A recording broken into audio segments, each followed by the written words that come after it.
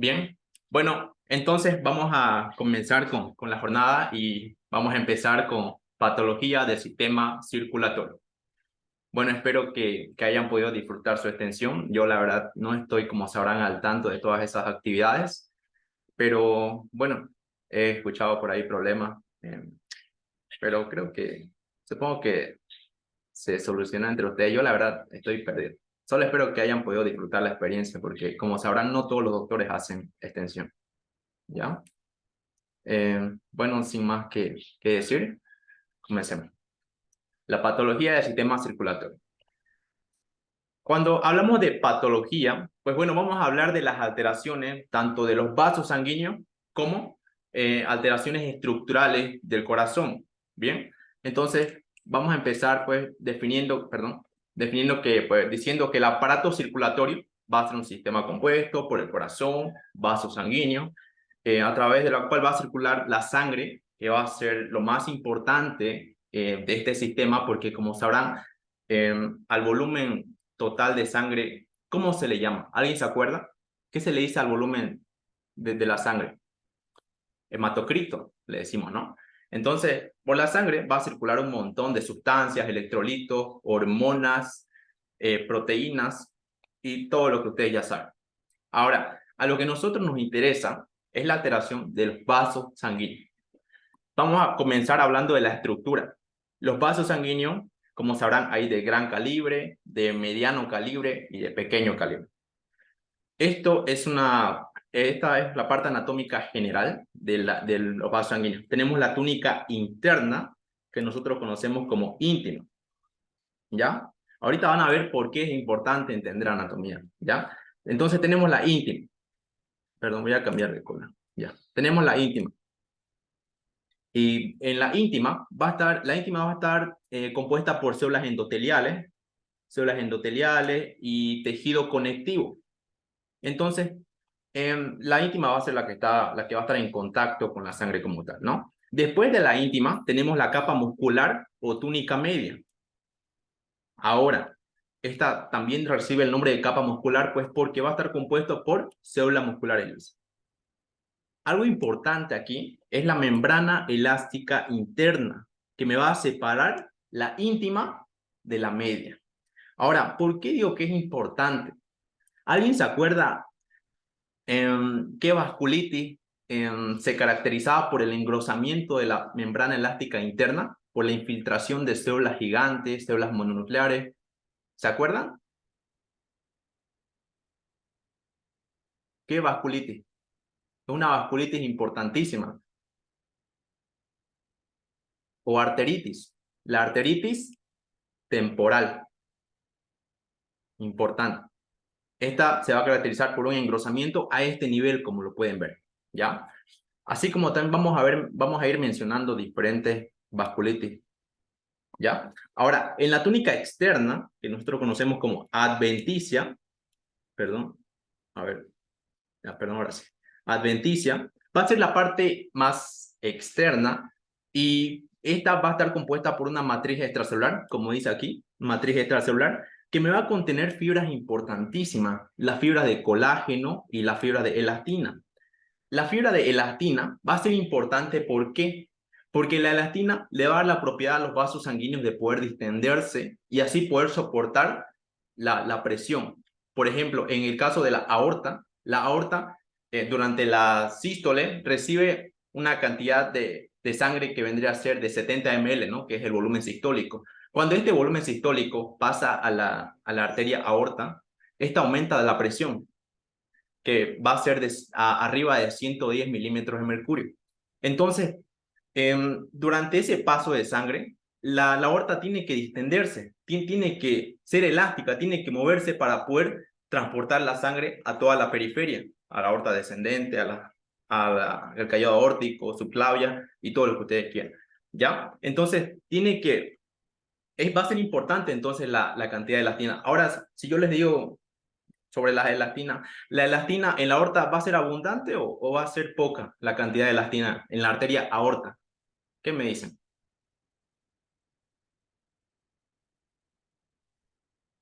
Porque en las patologías vasculares en todas va a haber una disminución considerable de elastina, porque va a haber una éstasis, no va a haber una estenosis, ¿ya? Entonces, la elastina va a ser proporcional a la arteria. Mientras más grande sea la arteria, más elastina va a tener. Mientras menor, pues bueno, va a haber menor cantidad de elastina.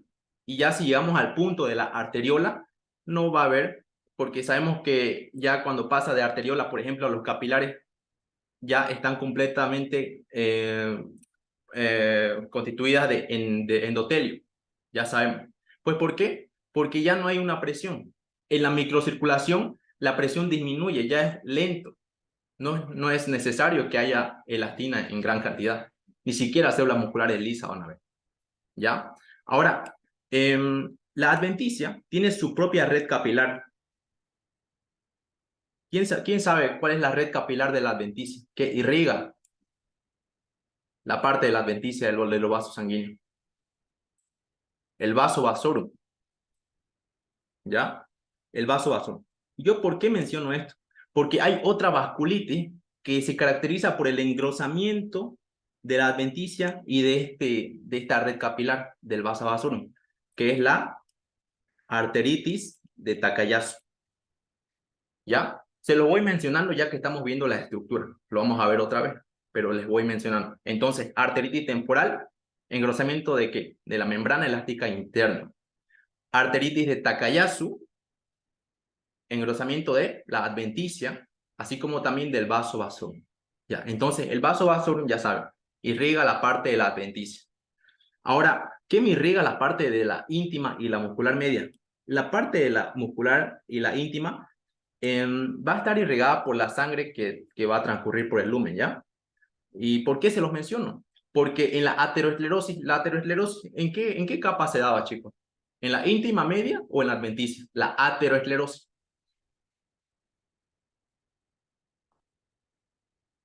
¿En qué capa del vaso sanguíneo se da? En la capa íntima. Entonces, en la íntima va a haber la formación de la placa. Entonces, va a interferir en la comunicación entre la íntima y la muscular media. Y por ende, si estoy diciendo que la muscular y la íntima ocupan oxígeno de la sangre circulante, ¿creen que la muscular se va a poder oxigenar de forma correcta o no?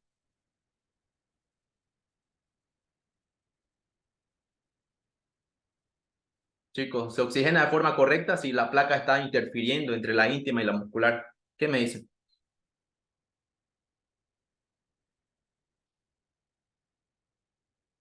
No hay. Va a interferir en la comunicación entre la íntima y la muscular. Y esa es una causa de que, pues bueno, después de que la aterosclerosis ya se forme, se dé lugar a una aneurisma. ¿Ya? Esa es una causa. Por la interferencia de la placa de ateroma entre la íntima y la capa media. ¿Ya? No va a poder oxigenarse de forma correcta las células musculares lisas. Ahora, vamos a continuar entonces. ¿Ya? Listo, voy a borrar todo esto. Chicos, entonces, ¿dónde se producía el engrosamiento en la arteritis de Takayasu?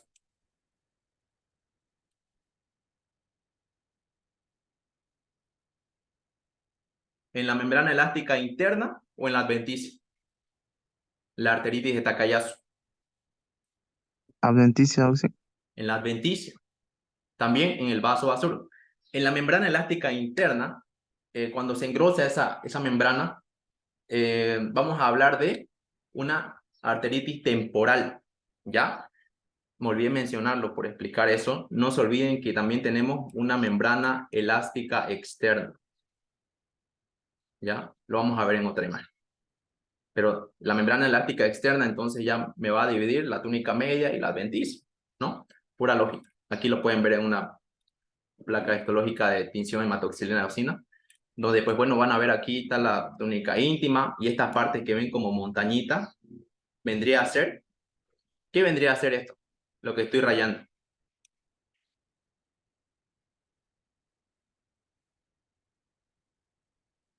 Que está entre la túnica íntima y la túnica media. La membrana elástica ¿Externa o interna? Interna. Membrana elástica interna. Y obviamente aquí ya en la porción medial, que es la túnica, la porción media, perdón, que es la túnica media que está compuesta por células musculares lisas, se va a encontrar en mayor cantidad, obviamente, claro que sí. Pero aquí ya, cuando vemos la túnica adventicia, va a haber la famosa, entre esas dos, perdón, va a haber la membrana elástica externa, perdón, membrana elástica externa. Ahora, quiero que se acuerden de esta imagen porque en la membrana elástica interna, que dijimos que se daba la arteritis temporal, va a haber un engrosamiento, pero también se va a destrozar totalmente estas montañitas que ven, se va a fragmentar, ¿ya? Recuerden esta imagen, van a ver que todo esto se va a destrozar, ¿ya? Se va a ver una fragmentación de esta membrana total en la arteritis temporal. Y lo consiguiente a la arteritis de Takayasu, en ese caso, en la adventicia, ¿no? Ahora sí. Bien, vamos a recordar la diferencia entre una arteria y una vena, que pues bueno, la principal diferencia vendría a ser la presión que cada una va a soportar, obviamente, eso lo va a separar. La arteria va a soportar una presión elevada, que es de 120-80. ¿Y cuánto es la presión venosa central, chico? ¿Quién se acuerda? 0. La presión venosa central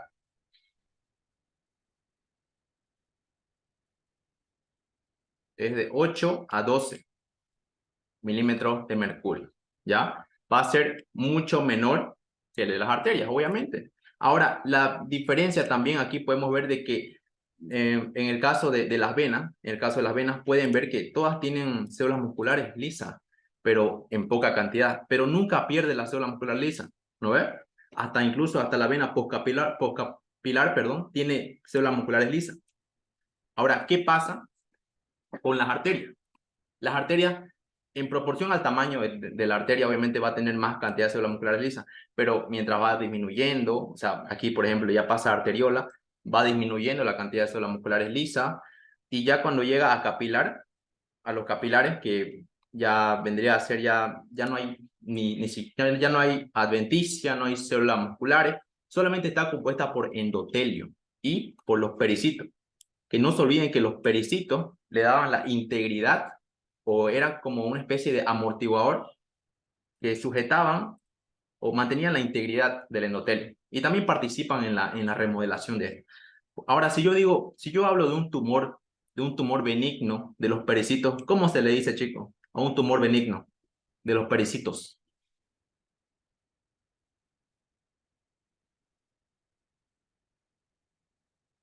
De los vasos sanguíneos era un hemangioma, ¿no? Entonces, si hay un tumor en los pericitos, se va a llamar hemangiopericitoma, ¿ya? Vamos a recordar neoplasias, igual neoplasia es importante. Entonces aquí ya le dije la microcirculación va a ser lenta, la presión va a disminuir totalmente, ¿ya? Ya les dije aquí. Ahora, esto, creo que la diferencia es fácil de notar. Esta parte anatómica quiero pasarlo rápido. Lo que quiero resaltar es en la siguiente imagen. ¿Ver dónde está? Aquí. Como les dije en presencial, en las venas tenemos las famosas valvas, que cuando hay una insuficiencia de las valvas, ¿qué me produce, chicos? Si no hay un correcto cierre de esta, me produce la famosa vena varicosa, ¿ya? Que lo pueden ver aquí en imagen. Así se ven las venas varicosas. Son multifocales, o sea que pueden abarcar un segmento alargado de una vena, como pueden ver en este caso. ¿Qué vena creen que está dilatada? La vena safena, ¿ya? Vena safena externa. Aquí se puede ver. Entonces, si yo hablo de varices, obviamente estoy hablando entonces de dilatación o distensión de las venas. Entonces, ¿cómo yo puedo asociar eso? ¿Con qué lo asocio? Con hemorroides. Por ejemplo, la hemorroide, ¿qué? Es una distensión permanente del plexo rectal del ano, que es sensible a rotura, a una rotura, ¿ya? Es doloroso, ya todos saben ya con respecto a la hemorroides, y hay sangrado y todo lo que ustedes ya conocen de la hemorroide. Eso se los menciono porque en el libro también habla de eso, ¿ya? También habla de de varices esofágicas también, que son las más frecuentes por si acaso, varices esofágicas. Entonces ya saben. A ver, no se olviden, perdón, no se olviden que si dijimos que la presión venosa es de 8 a 12 milímetros de mercurio, ¿de qué depende el retorno venoso para que suba a la vena cava inferior? Depende de la contracción, o sea, de los movimientos, ¿ya? Por eso va a ser importante que una persona, pues bueno, siempre esté en constante movimiento para favorecer el retorno venoso. Una persona sedentaria, ¿qué creen que va a pasar con una persona sedentaria, chicos?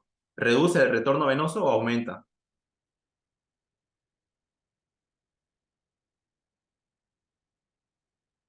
En una persona sedentaria, reduce, ¿no? El retorno venoso y va a ser más susceptible a edemas, ¿ya? No se olviden, el retorno venoso depende mucho de las contracciones musculares porque su presión es bajísima, ¿ya? Así que va a ser importante lo que son los ejercicios en las personas mayores, ¿ya? Bien, ahora entonces vamos a pasar a lo que es a patología como tal. Vamos a hablar de las principales causas de la patología vascular o patrones que hay en una patología vascular. Estenosis, estenosis o estrechamiento de la arteria, que me puede llevar a una obstrucción. También tenemos, este es el más frecuente, pero la estenosis. El debilitamiento y ruptura también hay, por ejemplo, en una disección, en una aneurisma disecante, por ejemplo, pero el más frecuente es la estenosis y esta se va a dividir en progresiva, que vamos a ver a la aterosclerosis como principal ejemplo, y la súbita o repentina. Un ejemplo va a ser el infarto de miocardio. Bien, ahora sí. Estenosis, entonces, aquí está. Ahora sí, la arterioesclerosis. La arteriosclerosis se va a significar endurecimiento de las arterias. Va a ser un término general. No es que yo digo arteriosclerosis, se refiere a una patología específica, no, sino que va a ser un término general para las alteraciones vasculares, como por ejemplo, ya aquí se van a clasificar en arteriolosclerosis, esclerosis de la media Monckeberg, ateroesclerosis, que es el más frecuente, hiperplasia fibromuscular de la íntima o hialina también. Entonces, arteriosclerosis va a ser algo genérico que, pues bueno, va a agrupar a estas patologías vasculares que estoy señalando, ¿ya? No se olviden que el término esclerosis significa duro. Puede haber un endurecimiento no solo en los vasos, también puede haber endurecimiento en la piel, que conocemos como esclerodermia. Puede haber un endurecimiento de los vasos linfáticos, como conocemos a ver como sería una linfangitis esclerosante en el caso de los vasos linfáticos, ¿ya? Entonces, se pueden encontrar endurecimiento de tejidos en cualquier parte, ¿ya? En este caso, estamos hablando de los vasos sanguíneos. Ahora, arterioloesclerosis va a afectar a las arterias pequeñas, pero en su libro también menciona arterias medianas, por si acaso. La esclerosis de la media de Monckeberg, de estas cuatro que están en pantalla, esta es la que, por así decirlo, la de menor importancia, porque no me produce clínica. No hay clínica, o es muy poco probable que me produzca alguna manifestación clínica. Pero para que sepan, la esclerosis de la media de Monckeberg se caracteriza por una calcificación total de la media de la arteria, ¿ya? Ahora, la hiperplasia fibromuscular de la íntima también no es como que muy frecuente. Generalmente esta hiperplasia fibromuscular se da en intervenciones quirúrgicas más que todo, ¿ya? Postquirúrgica, ¿ya? Y la aterosclerosis, que es la que nos interesa el día de hoy. Esa es la que más que todo que quiero que entiendan. Estas ni idea. No las va a preguntar el doctor, ni siquiera el doctor Sangüesa pregunta esto tan sencillo. lo que importa es que sepamos la patogenia o la aterogénesis de la formación de la placa. Ahora, a ver, chicos, ¿se acuerdan de los estados de las células endoteliales? Había un estado activo y un estado basal. El estado basal vendría a ser esto, lo que ven arriba. Estado basal es la forma en la que, pues bueno, se encuentra en un estado normal la arteria. No hay hipertensión, no hay ningún factor que me active el endotelio. O sea, no hay nada que me esté afectando el endotelio. Ahora, también hay un estado activo, que en este estado activo, más que todo, pues bueno, en este estado activo puede ser dado por hipertensión, obviamente, hiperlipidemia, hipertensión, tabaquismo. Van a ser entonces enfermedades que van a activar las células endoteliales. Y cuando la célula endotelial está activada, expresa factores de rodación, o sea, facilita que los leucocitos o plaquetas se adhieran a esa zona. ¿Y cómo se adhieren? Se adhieren porque se produce una éstasis. ¿Qué es la éstasis, chicos?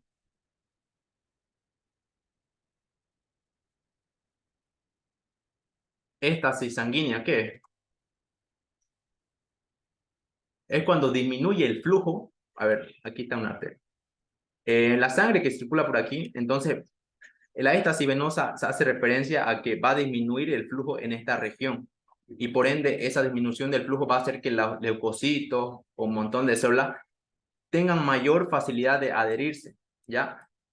A las células endoteliales, porque recordemos que las células endoteliales están activadas, ¿ya? Cuando una célula endotelial está activada, facilita la adherencia, ¿ya? Entonces, quedémonos con eso.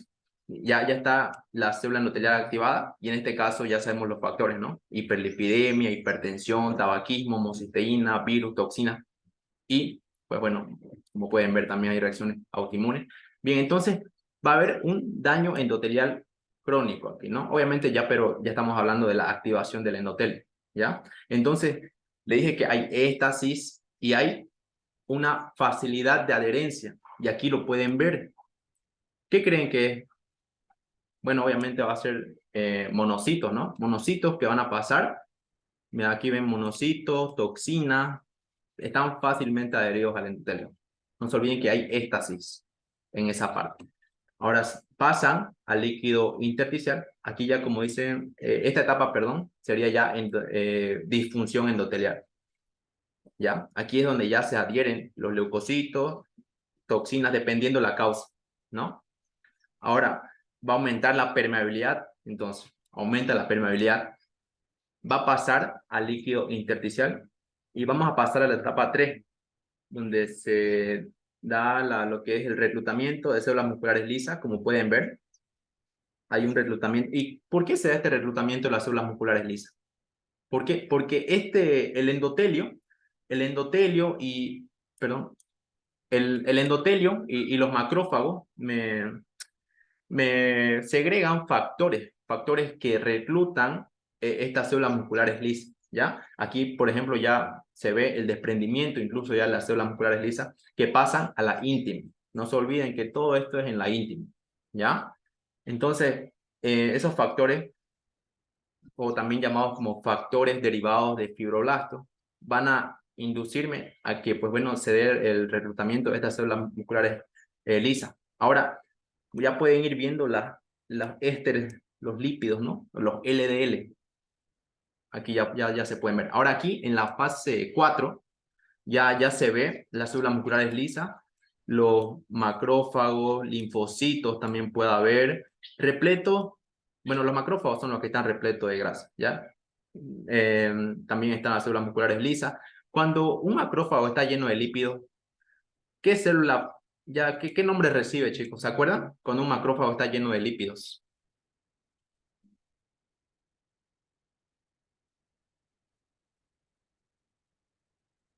Célula espumosa. Ese nombre va a tener, ¿ya? Ahora, ahí está. todo esto ya se está llenando de lípidos. Aquí, como dice, hay una acumulación de lípidos, los macrófagos.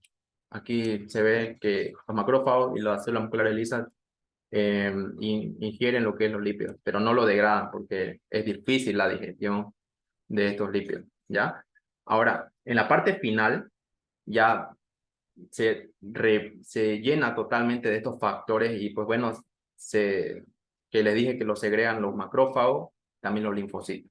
Esos dos me segregan factores que me contribuyen a que se siga fibrosando todo esto, ¿ya?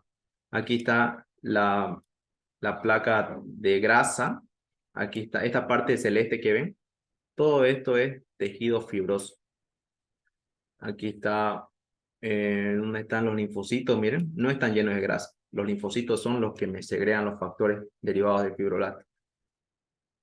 Está el colágeno, que el colágeno es el que se encarga de fibrosarme toda la, la placa, ¿ya? Ahora, les mencioné de que nuestro cuerpo entonces trata de buscar una estabilidad. ¿Y cómo lo hace? Segregando otro factor. Ya hablamos de todo lo peor, digamos, que me contribuye a la formación de esta placa, pero hay un factor que se segrega también para que se estabilice, o sea, como para que no se siga acumulando más o para que no siga creciendo la placa, que es el factor derivado perdón, factor derivados de fibroblastos. Chicos, me equivoqué. El factor que segrega los linfocitos y los macrófagos es el factor derivado de plaqueta, ¿ya? Factor derivado de plaqueta es el que me contribuye a la formación de estas placas. El factor derivado de fibroblastos es el que trata de estabilizarme. Hay 4 factores, pero este es el más importante. Este es el que trata de estabilizarme, la placa. Pero el factor derivado de plaqueta es el que contribuye a que siga creciendo la placa, ¿ya? Entonces, eso. Bien, recordarles que cuando una persona tiene aterosclerosis, pues, y peor, si esa persona tiene diabetes, tiene más predisposición a sufrir una isquemia o una cardiopatía isquémica, ¿ya? Que, pues, bueno, sería una causa relativamente frecuente de muerte en personas diabéticas, ¿ya? Bien. Bien, entonces esto vendría a ser la parte final, ya cuando está la placa, todo. Entonces aquí ya vamos a ver de todo el componente ya de la placa cuando ya está formada. A ver dónde está. Aquí está. Ahora sí. Aquí tenemos una capa fibrosa que le dije que estaba por el colágeno, ¿ya? Tenemos la capa necrótica. Aquí se van a encontrar los cristales de colesterol, macrófagos repletos de lípidos o también llamados células espumosas, ¿no? Y la media. Aquí está, entonces, aquí pueden ver la media y el endotelio. ¿Tienen una buena comunicación o no? La capa media y el endotelio.